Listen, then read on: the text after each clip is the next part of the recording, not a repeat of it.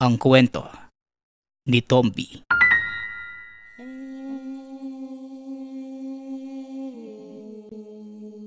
Ang kwentong ito ay hango sa totoong buhay. Mula ito sa isa nating tagapakinig. Karanasan ito ni Iking. Walang eksaktong taon. Probinsya ng Negros. Nang mga panahong ito, may isang binata na hindi naman lingid sa kalaman ng karamihan na mula sa pamilya ng mga mambabarang. Simula pa ito sa mga kanununuan, magpas sa mga oras na yun. Ngunit hindi sila kinakatakutan dahil sa pagiging masama, kundi dahil sa kakaibang katangiang ipinapakita ng mag-anak sa lugar. Ang lolo ng ating bida na si Lolo Ignacio, isang kilalang manggagamot sa lugar. Hindi ito basta lamang manggagamot. Kaya nitong manggamot ng lahat ng uri ng karamdaman. Mapagambala ng engkanto, bati, kulam, palipadhangin. Basta may kinalaman sa problemang espiritual. Kayang masolusyonan ng matanda. Ngunit meron ding ilang napunta sa tahanan nito para maghigante. Hindi ito lantaran sa lahat. Ngunit may haka-haka sa lugar na kapag kinausap mo si Lolo Ignacio ng may puot sa iyong puso, siguradong may mangyayaring masama sa kinakakagalitan mo. Samantala, ang tatay naman ni Iking na si Mang Dario, pinili na wag nang ipagpatuloy ang ganitong gawain. Nais nitong maging normal at malagay ang sarili sa tahimik na buhay. Nagpasya na lamang ito na magtrabaho sa sakahan.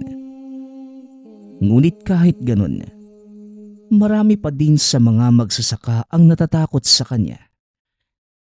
Palihim siyang iniiwasan at madalas pabulong na nagsasalita ng masama sa kanilang pamilya. Habang si Iking naman, bata pa lang, alam na niyang may kakaiba sa kanila maging sa pamilya. Noong una, iniisip na siguro'y namamalikmata lang. Ngunit meron itong nakikita na hindi nasisilayan ng iba. Bukod doon, nakakadinig din siya ng mga bulong kahit mag-isa. At sa tuwing nagagalit si Iking, tila may nangyayaring kakaiba sa paligid. Hanggang sa isang araw, pinatawag ito ni Lolo Ignacio. Nakaupo ito sa harapan ng isang maliit na altar. May mga nakasinding kandila. May isang mangkok ng tubig na may nakalutang na dahon ng sambong. Pinalapit siya ng matanda. Pinaupo sa kanyang tabi at sinabing, Ikeg, halika po. May bahalaga akong sasabihin sa'yo. wika ni Lolo Ignacio. Tahimik namang lumapit ang binata sa lolo. May kaba sa dibdib. Dahil ngayon lamang niya nakita ang lolo na ganoon ang itsura. Tila sobrang seryoso at may napakahalagang sasabihin sa kanya. Apo, malapit na. Malapit na ang panahon para maipamana sa iyo ang iniingatan ng ating lahi na bertud. Bertud, Lolo? Ano po yun? Ito ang bagay na nagbibigay katangian sa ating angkala. Wika ni Lolo Ignacio. Hindi naman nalingid sa kaalaman ng binata. Alam niyang darating ang panahong yun. Ngunit hindi pa siya handa sa pagkakataong ito. Pero Lolo, parang ayoko po eh. Tugon ni Iking. Ngunit tila hindi naman nagulat ang matanda sa naging tugon ng apo. Alam kong may pangamba at takot sa puso mo, apo. Pero hindi ito isang bagay na pwede mong tanggihan dahil nananalaytay na ito sa iyong dugo.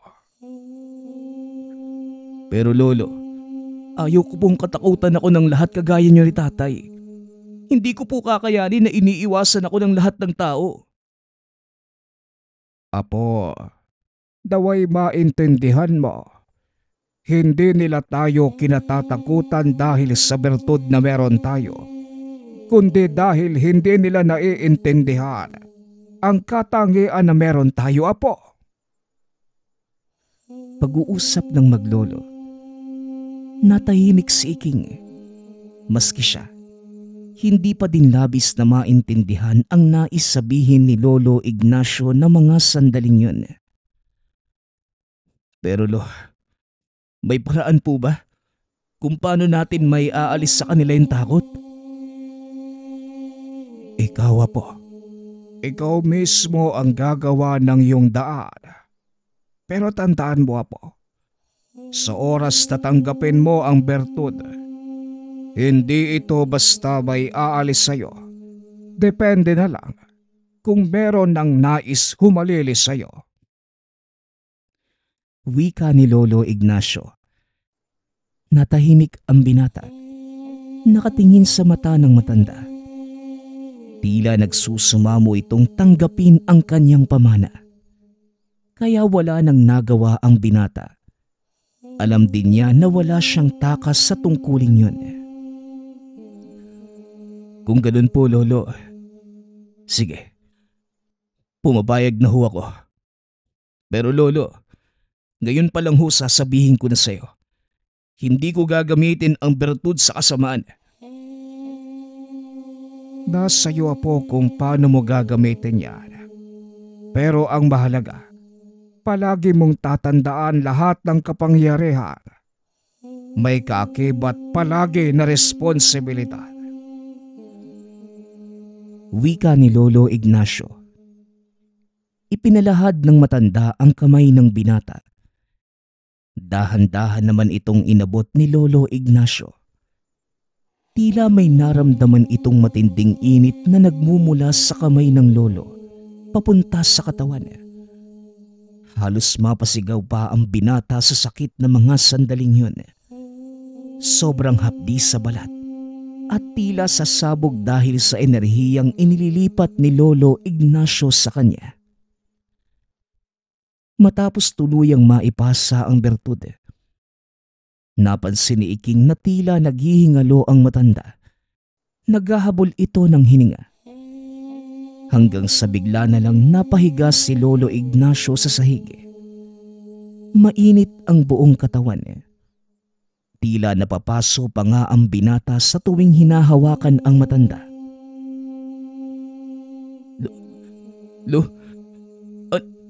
Ano hong nangyayari sa inyo? Huwag kang mangamba, apo. Nakatakda na ang pangyayaring ito. Nasa iyo na ang bertud. Naway pangalagaan mo ito ng mabuti. Wika ni Lolo Ignacio. Umupo si Iking sa tabi ng lolo. Ipinatong ang ulo sa mga binti. Tinitiis ang napakatinding init mula sa matanda. Hinawakan din ng binata ang kamay ni Lolo Ignacio. Hanggang sa unti-unting nawala ang init ng matanda. At dahan-dahang lumalamig ang katawan niya. Huwag mo kaming iwan. Huwag to. Gamitin mo sa mabuti ang bertud, apo. Ipakita mo sa lahat ng tao na hindi kanila dapat katakutan. Muling paalala ng matanda. Sa huling yugto ni Lolo Ignacio, ngumiti lamang ito sa apo. Kita sa mukha ang kapayapaan na tila alam niyang magtatagumpay kung sino man ang napasahan ng bertud. Kaya simula ng gabing yun, dito na nagsimulang magbago ang buhay ni Iking. Saglit lamang ibinurol ang labi ni Lolo Ignacio. Kahit papano, madami pa din naman ang nakiramay sa pamilya. Lalo na ang mga taong natulungan ni Lolo Ignacio. Ngunit hindi naman maiiwasan ang mga usapan ng ibang tao. Hindi din lingid sa kalaman nila na naipasa na nito ang pagiging mambabarang. Sapong si Iking. Matagal na nagluksa ang binata sa pagpanaw ni Lolo Ignacio. Ngunit hindi siya nagpatalo sa lungkot. May iniwang tungkulin sa kanya si Lolo Ignacio at para sa kanya, kailangan niya itong magampanan. Nag-aral itong mabuti sa panggagamot. Ngunit hindi katulad sa ibang manggagamot. Nang makuha ng binata ang bertud, natuklasan nito ang kakaiba pang katangian na makausap ang mga insekto sa kapaligiran. Ito din ang ginagamit niya sa panggagamot. Sa tulong ng bertud at ng katangian, nag-alaga ito ng iba't ibang uri ng mga insekto, katulad ng alopihan, alakdan, ipis, putakte at marami pang iba. At para mas maging tapat ang mga insekto sa kanya, pinapakain niya ito ng karne at ilang patak ng dugo niya. Kumain lang kayo. Magpalakas lang kayo mga alaga ko. Marami pa tayong tutulungang mga tao at gagampanan ko ang pinangako ko kay Lolo. Wika ni Iking. Hanggang sa mabilis na lumipas ang mga araw, buwan na taon, mas gumanda at lumakas ang mga alaga ni Iking. Itinago niya ito sa mga garapon sa ilalim ng tahanan. Hanggang sa isang gabi, may matandang babae na lumapit sa kanya. Humihingi ito ng tulong. Halos hindi na makatayo sa pamimilipit sa sakit ng tiyan. Iho, tulungan mo ko. Hindi ko na kaya. Wika na matandang babae. Dali-dali naman itong pinapasok ng binata. Pinahiga sa mahabang upuan sa sala. Kagad niyang hinawakan ang pulso. Nagulat pa nga ang ginang nung una. Dahil imbes na hilot o paggamit ng herbal na gamot ang gamitin sa gamutan, kumuha ito ng isang putakte. Itinutok sa tiyan ang matulis na tila karayom nito sa likuran at dahan-dahang itinusok. Hanggang sa ilang saglit pa, unti-unti nang bumuti ang kalagayan nito. Iho, paano? Anong klaseng panggagamot yung ginawa mo sa akin? Wala umanang. Natanggal na po ng alaga ko yung sakit niyo. Wika ni Iking. Laking gulat naman ng mga nakikiusyoso sa labas ng tahanan. Dahil sa kakaibang pamamaraan ng binata. Ngunit hindi man ito pangkaraniwan. Nasaksihan mismo nilang epektibo ang panggagamot ng binata. Kaya kahit may takot pa din dahil sa pinagbulang angkan, unti-unti nang dumarami ang pumupunta sa tahanan para magpagamot. Ngunit hindi lahat ng tao natutuwa sa ginagawa ni Iking. May mga naniniwala pa din na isa itong huwad na manggagamot at isa itong mambabarang na nagpapanggap na mabuting tao. Ay sus! Huwag kayong maniwala sa isang yan. Nagpapanggap lang siya. At wala siyang ibang gusto kundi makuha ang mga kaluluwa niyo at maialay sa pinaglilingkuran niyang demonyo. Sigaw ng isa sa mga kapitbahay. Ngunit imbis na patulan, tinignan lamang ito ng binata at napangiti. Manong, wala ho akong dapat patunayan sa'yo o kahit kanino man. Hahayaan ko na lang yung mga natulungan ko magsabi sa inyo. Wika ni Iking. Madami naman ang napataas ang kilay sa sinabi ng binata. Ngunit kahit gaano karami ang nagdududa sa kakayahan niya bilang manggagamot, mas madami pa din ang nais makapagpatingin kay Iking. At sa dami ng natulungan ng binata, unti-unti namang nawawala ang masamang reputasyon na iniwan ng angkan sa mga tao. Ngunit alam din ng binata, hindi pa tapos ang laban. Hindi na niya matatakasan ang anino ng nakaraan. Palaging may tao na naghihintay siyang magkamali para mahila pa ibaba. Hanggang sa hindi nagtagal, sa kabila ng bulong-bulungan pa rin sa likuran, may isang tao na handang tanggapin ang buong pagkatao niya. Si Catalina, isang maganda at mahinghing dalaga. Wala itong alam sa barang, kulang o lihim na karunungan. Ngunit tanggap nito si Iking kung sino man siya. Hanggang sa tuluyang nagkamabutihan ng dalawa. Hindi nagtagal ay pinakasala ni Iking si Catalina. Iniwan niya ang lumang bahay. Pinili na mamuhay ng normal kasama ang asawa at kanilang magiging mga anak. Lumipat sila sa isang maliit na tahanan malapit sa bayan at naging masaya. Hanggang sa isang araw, isang balita ang bumago sa lahat. Iking, magiging tatay ka na. Wika ni Catalina. Napatitig si Iking sa asawa. Hindi siya makapaniwala na mga sandaling yun. Mahal, totoo, magiging tatay na ako.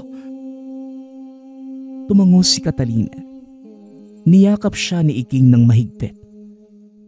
Ngunit sa kabila ng kasiyahan, isang bagay ang bumabagabag sa kanya. Alam niyang kailangang maipasa ang bertud sa susunod na henerasyon. Ngunit hindi niya gustong ipamana ito sa anak. Ayaw niya na balang araw maranasan ng anak ang karanasan dati. Dahil dito, napag-isipan ni Iking na ipasa ang kapangyarihan sa kapatid, si Johnny. Hindi man ito kasing tapang niya, ngunit naniniwala ito na nasa dugo niya ang kakayahan. Mahal, paano yan? Ipapasa mo rin sa ating anak yung bertud? Natatakot ako para sa kanya. Hindi, mahal.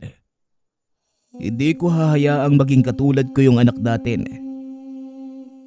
Kung ganun, kanino mo ipapasa ang iyong bertud kapag kailangan mo na? Sa nakababata kong kapatid. Kay Johnny? Oo, si Johnny nga. At gusto kong kausapin siya bukas. Kailangang malaman niya ang tungkol sa bertud. Pag-uusap ng mag-asawa. Ngunit bago pa magkaroon ng pagkakataon si Iking na makausap ang kapatid, isang malagim na balita ang natanggap niya. Isang hating gabi, may kumatok sa kanilang tahanan na isang babae.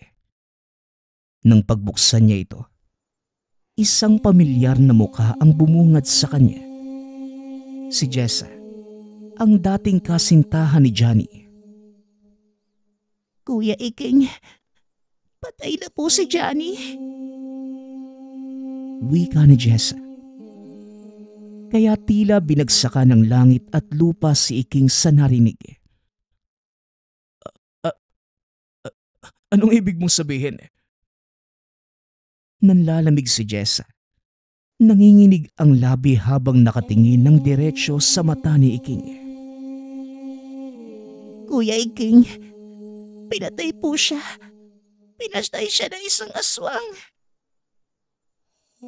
Dahil sa mga salitang yun, biglang bumalik ang lahat ng takot at galit na matagal niyang itinatago. Napatitig siya kay Jessa. Ano bang nangyari?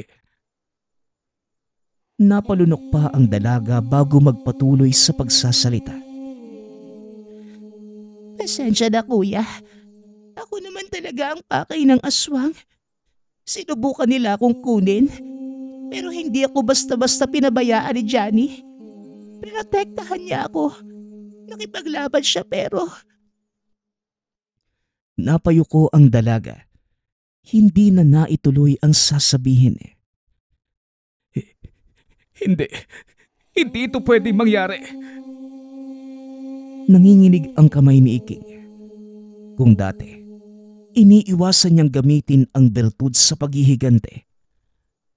Ngunit ngayon, isang bahagi ng sarili ang gustong magiganti sa nilalang na pumatay sa kapatid. Sino? Sino ang gumawa nito sa kapatid ko? hindi ko alam kuya. Pero alam kong hindi ito tao. Nakita ko yung anyo niya. Namumulang mga mata. Mahaba yung mga kuko. At mabaho yung hininga. Wika ni Iking. Nanlalabo ang paningin niya ng mga sandaling yon dahil sa galit. Hindi niya inakalang babalik siya sa mundong matagal na niyang tinalikuran. At ngayon, wala na siyang pagpipilian kundi harapin ito. Nang gabing yun, bumalik si Iking sa dating buhay. Hindi bilang isang manggagamot na handang tumulong sa lahat, kundi bilang isang lalaking handang ipagiganti ang kapatid. Hindi kita titigilan. Kahit saang sulok ka pa magtago. Wika ni Iking. Matapos ang matagal na panahon, muli niyang tinawag ang mga alaga. Lumitaw ang libo-libong insekto na inaalagaan ng mahabang panahon. Pagkatapos ng malagim na balita tungkol kay Johnny, hindi na nakatulog si Iking. Pabalik-balik sa isipan ang muka ng kapatid at ang huling pagkakataong nakita niya ito. Nakangiti. Walang kamalay-malay sa madilim na kapalarang naghihintay. Ngunit kinabukasan, bago pa makapaghanda upang hanapin ang salarin, isa na namang nakakapangilabot na balita ang dumating. Patay na si Jessa. Walang kahit sinong nakakita. Walang palatandaan kung sino ang pumatay. Basta na lamang natagpuan ang katawan sa masukal na bahagi ng gubat. Mukhang napagdiskitahan. Wakwak ang tiyan. Wala nang lamang loob. At hiwa-hiwalay ang parte ng katawan. Tila unti-unting gumuguho ang mundo ni Iking. Hindi ito nagkataon. May gustong tapusin ang lahi namin. Pinipigilan niya ang galit. Pilit na iniisip ang susunod na hakbang. Ngunit bago pa makakilos, isa pang dagok ang dumating. Isa na namang pagkawala na hindi niya matanggap. Nang pauwi na sana ang asawa sa tahanan ng mga magulang nito, inatake sa daan. Wala ni isang nakakita kung paano. Ngunit ang katawan nito ay natagpuan sa may tabing ilog. Wala nang buhay. Maging ang bata sa sinapupunan kasama niyang namatay.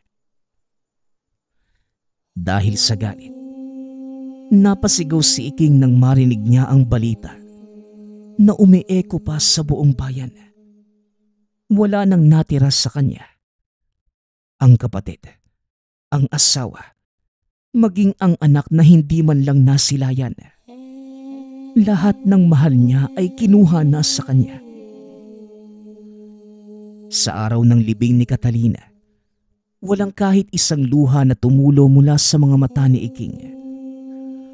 Lahat ng lungkot at hinagpis napalitan ng mas malalim na pakiramdam. Napalitan ang puso nito na matinding puot. Tahimik siyang nakatayo sa harapan ng puntod ng asawa. Walang imik, hindi umiiyak. Ngunit mabigat ang presensya ng paligid. At kahit tirik ang araw na mga sandaling yun, may panakanakang pag-ambon at pagdilim ng kalangitan.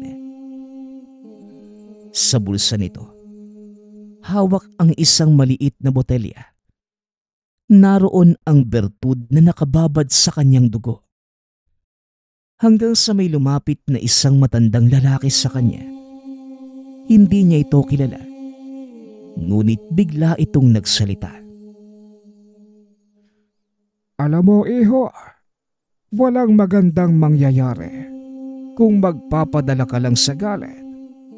Kung babalik ka din pala sa pagiging mambabarang at susundan ang yapak ng iyong mga ninuno, baka lalo ka lamang maligaw. Wika ng matanda. Dahan-dahang tumingala si Iking. Wala na. Wala na akong babalikan, tanda. Alam kong gusto mong gumante. Pero tandaan mo, iho, may kapalit ang bawat bagay na gagawin mo. Alam ko. At handa kong bayaran ang anumang kapalit. Wika ni Iking. Habang hawak ang botelya, pinagmamasdan niya ang bertud na may halong dugo niya. Wala nang natira sa kanya kundi ang bertud. At sa tingin niya na mga sandaling yun, ito na lang ang meron sa kanya.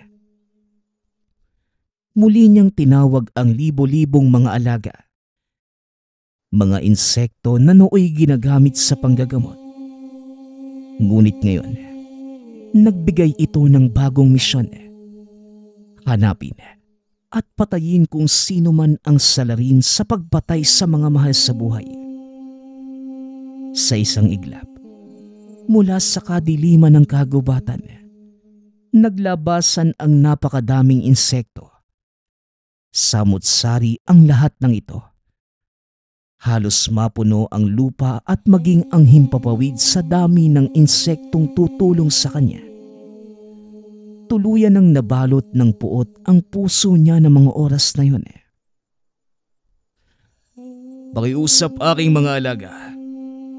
Hanapin niyo ang pumatay sa kanila at ihatid sa akin. Mula ng gabing yun, ipinakita ni Iking ang tunay na lakas ng isang mambabarang. Kalaunan, kagad namang nakilala ni Iking ang salarin. Walang iba kundi si Arturo. Malayo nilang kamag-anak na matagal nang nais makuha ang bertud mula sa kanila. Ngunit ang hindi lang alam ni Iking na bukod sa pambabarang, tinanggap na din ito ang pagiging aswang. Alam ng binata na kung susugurin niya si Arturo ng harapan, siguradong matatalo siya kagad. Hindi ito ordinaryong tao. Isa itong tiktik. Isang nilalang na mas malakas sa isang normal na aswang. Ngunit hindi pisikal na lakas ang sandata ni Iking. Hindi siya mandirigma. Isa siyang mambabarang. Kaya hindi niya kailangang makipaglaban ng harapan. Mas gusto niya ang kalaban niya mismo ang sumuko sa sariling katawan.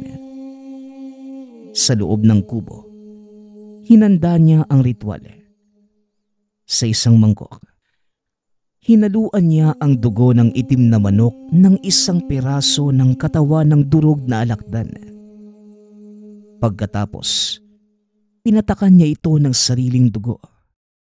Dahan-dahang isinawsaw ni Iking ang hintuturo at sa pamamagitan ng hininga, ibinulong ang pangalan ng biktima. Arturo, hindi mo matatakasan ang parusa ko sa'yo. Nang gabing yun, habang mahimbing na natutulog si Arturo, isang maliit na insekto ang pumasok sa tenga. Isang nilalang na hindi nakikita ng ordinaryong mata. Insektong may kakayahang magpalipat-lipat sa loob ng katawan ng tao. Dito nagsimula ang pagpaparusa. Sa unang araw, nagsimula sa simpleng gutom. Kahit anong pagkain ang gawin, hindi pa rin siya nabubusog at nakakaramdam pa din na matinding pagkagutom. Teka, bakit parang hindi ako nabubusog? Sinubukan niyang kainin ang paboritong pagkain. Ngunit matapos lamang ang 3 subo, parang nasusuka na siya. Dumiretso ito sa isang sulok at sumuka. Ngunit nagulat ito. Ang isinuka niya ay hindi ang kinain, kundi malalaking bangaw at gumagalaw na mga uod. Napahawak si Arturo sa bibig. Nanginginig ito sa nangyayari sa kanya. Teka, Paano nangyari to? Pilit niyang inisip na baka panaginip lang. Ngunit naramdaman niyang may gumagapang na isang bagay sa loob ng sikmura. May kumakaluskos na para bang may mga maliliit na galamay na umiikot sa bituka. Napasigaw pa ito sa sakit. Aray, ang sakit. Anong nangyayari sa akin? Napadapa ito sa lupa. Nangingisay sa matinding hapde na gumuguhit mula sa sikmura papunta sa lalamunan. Para bang may isang bagay na gustong lumabas sa katawan niya ngunit hindi makalabas. At unti-unting nagbago ang katawan. Naging maputla ito. Lumalalim ang mga mata. At ang mga kuko ay humahaba ng kusa. Napansin din ito na kusang nagpapalit ng anyo ang katawan. Alam na niya kung ano ang nangyayari. Dahil sa sumpa ni Iking, tuluyang nabuhay ang pagkaaswang at hindi na niya kayang kontrolin. Nang sumunod na gabi, hindi na niya matiis ang gutom. Kahit anong normal na pagkain ang isubo niya. Sa bawat subo, isinusukan niya lamang ang lahat, kasabay ng mas maraming bangaw at uod. Hindi ako pwedeng magkaganito. Ngunit wala siyang laban sa sumpa.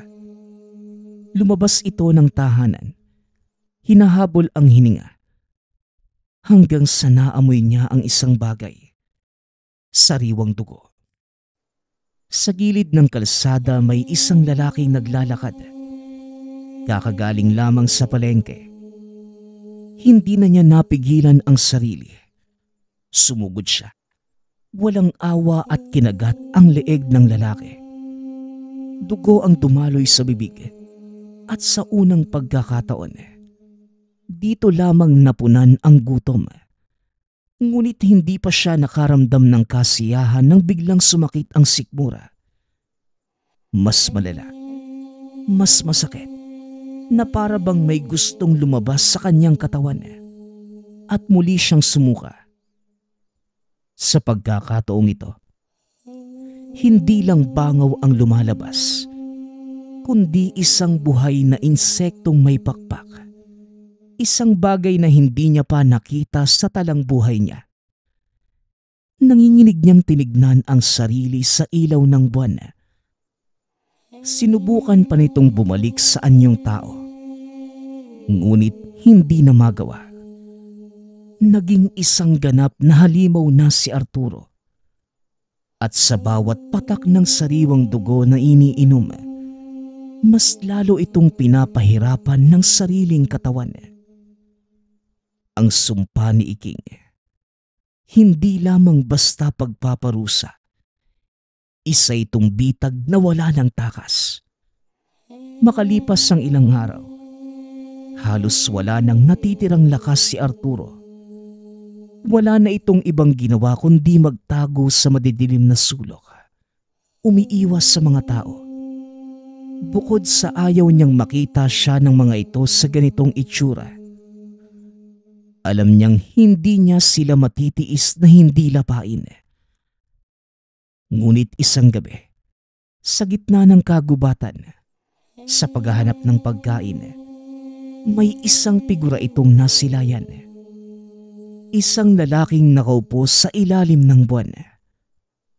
Walang iba, kundi si Iking. Sa likod nito dumadagsa ang libu-libong insekto.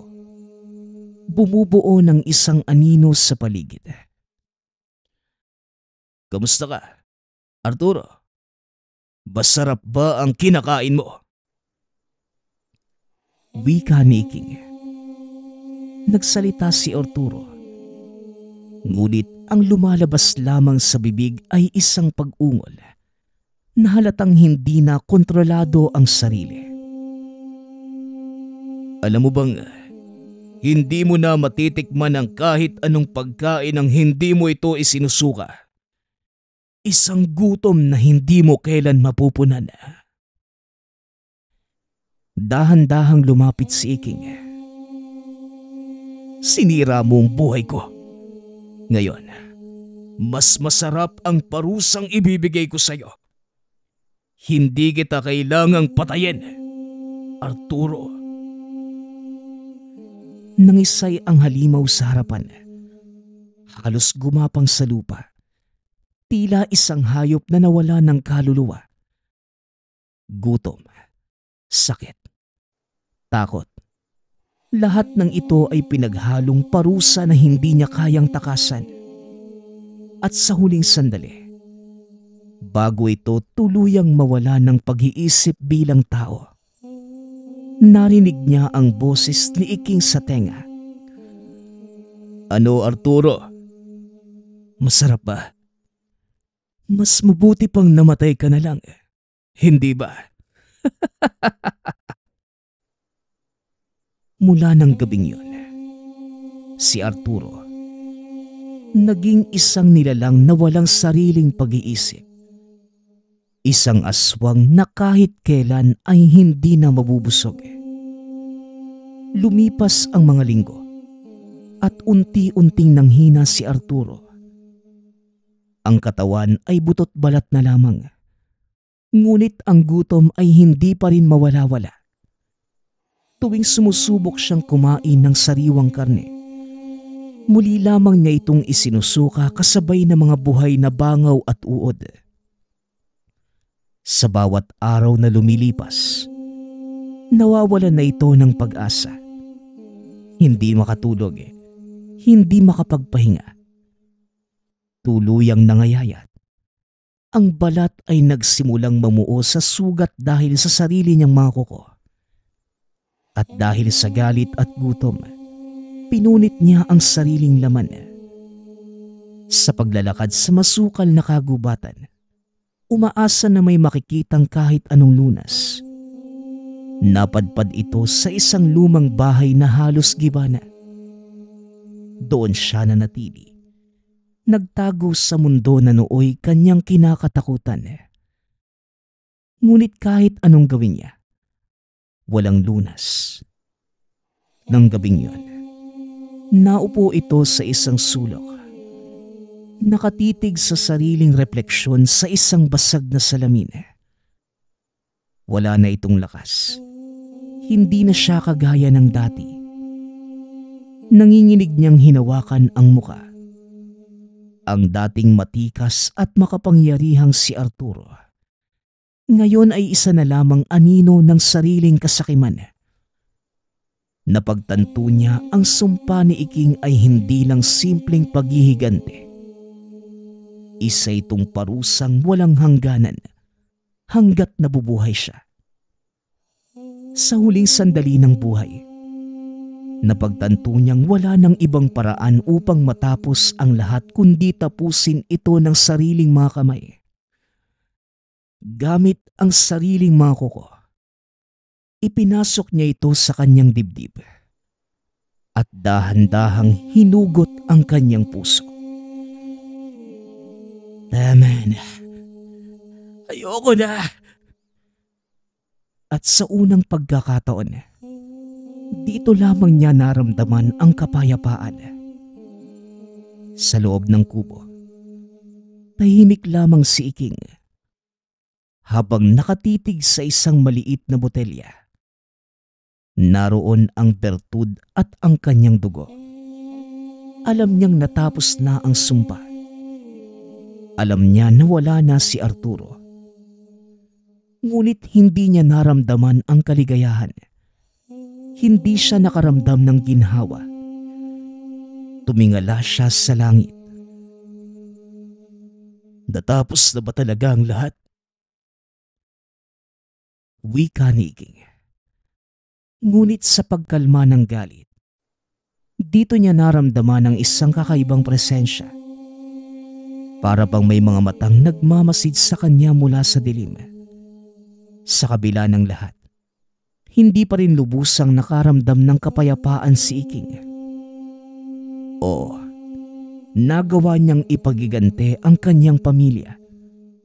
Wala na si Arturo at natapos na ang sumpa. Ngunit sa kaloob-looban niya, may isang tanong na hindi niya matakasan. Ano nang silbi ng buhay ko ngayon? Mula pagkabata, kinalakhan niya ang takot at pangungutya ng mga tao. Ang angkan ay kinatatakutan at kinakamuhian. Ninais niyang baguhin ang tingin sa kanila. Kaya pinili niyang maging albularyo sa halip na sundin ang madilim na landas ng ninuno. Ngunit sa huli, pinili pa rin niyang gumamit ng sumpa upang ipaghiganti ang pamilya. Hindi din siya naiiba kahit kanino sa angkan. Habang nakaupo sa harapan ng kubo, pinagmasdan niya ang langit. Hindi niya napansin kung gaano na siya katagal sa dilim. Sa galit, sa paghihigante. Maraming taon na rin pala ang lumipas. Sa harapan niya, ang mga garapon na may laman ng mga alagang insekto. Unti-unti nang nawala ang sigla. Ang mga ito'y hindi na nangangailangang lumaban. Wala nang galit na nagpapakain sa kanila. Dito na niya naisip ang isang mahalagang pasya. Kinabukasan, dinala niya lahat ng gamit. Ang mga bote ng langis, mga garapon ng insekto at mga anting-anting ng pamilya. Sa isang liblib na bahagi ng gubat, nagukay siya ng malalim na butas. Isa-isa niyang nilibing ang lahat. Ang mga alaga, ang gamit ng lolo, pati na rin ang mga lumang kasulatan ng kanilang angkan tungkol sa sumpa ng mambabara. Habang ibinabaon niya ito sa lupa, tila unti-unting gumagaan ang dibdib. Tama na. Hindi ko na kailangan ng mga ito. Matapos mailibing ang lahat, kasama niyang iniwan ang alaala ng nakaraan. Ang mga sigaw ng paghihigante, ang pait ng pagkawala, at ang galit sa puso. Sa unang pagkakataon, wala siyang kahit anong gamit maliban sa sarili. At doon nagsimula ng bagong buhay. Naglakad si Iking palayo sa baryo. Wala itong dala kundi ang sarili at kaunting kaalaman sa panggagamot na hindi nakabatay sa sumpa. Ilang buwan itong nagpalipat-lipat ng lugar hanggang sa marating ang isang malayong bayan kung saan walang nakakakilala sa kanya. Dito niya muling sinimula ng buhay. Sa isang maliit na kubo sa gilid ng bukirin, nanirahan si Iking. Sa halip na gumamit ng sumpa o insekto sa panggagamot, inaral niyang mabuti ang paggamit ng mga halamang gamot at tradisyonal na lunas. Tinulungan siya ng isang matandang albularyo sa lugar, si Kafidel, na itunuring siyang parang anak. Kafidel, gusto kong magbago. Gusto kong tumulong nang hindi kailangang gumamit ng takot o sumpa. Sa bawat araw, natutunan niyang gumamit ng dahon ng sambong para sa lagnat, ng lagundi para sa ubo, at ng langis ng niyog para sa sugat. Pinag-aralan niya ang tamang paghilot, ang dasal para sa kagalingan, at ang tamang pag-aalaga sa mga pasyente. Dahil sa husay at tiyaga, unti-unting nakilala siya sa bagong lugar bilang isang maaasahang manggagamot. Wala nang takot sa pangalan.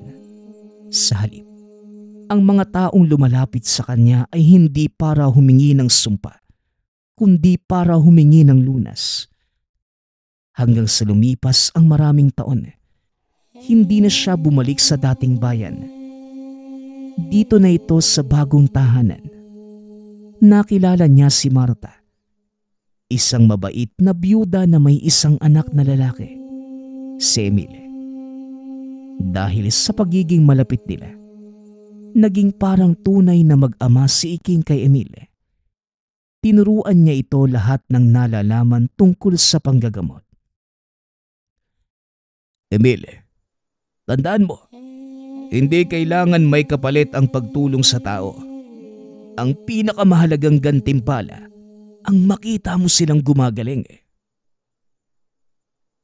At sa unang pagkakataon sa buhay niya, hindi na siya nag-iisa. Sa bagong bahagi ng buhay, natagpuan ni Iking ang hinahanap niyang kapayapaan. Hindi na siya binalikan ng kanyang madilim na nakaraan. Hindi na siya tinakbuhan ng mga tao. Sa halip, nakilala siya bilang isang albularyo na may ginantoang puso. Isa man itong taong minsang naglakad sa dilim, ngunit sa huli, pinili pa rin ang liwanag. Si Iking, na minsang kinatakutan ng nakararami, kinilala bilang isang bayani. Nagpapasalamat nga pala ako sa lahat ng sumusuporta sa ating channel. Nawa ay patuloy niyong suportahan at pakinggan ang ating mga kwento. Hanggang sa muling pakikinig. Paalam.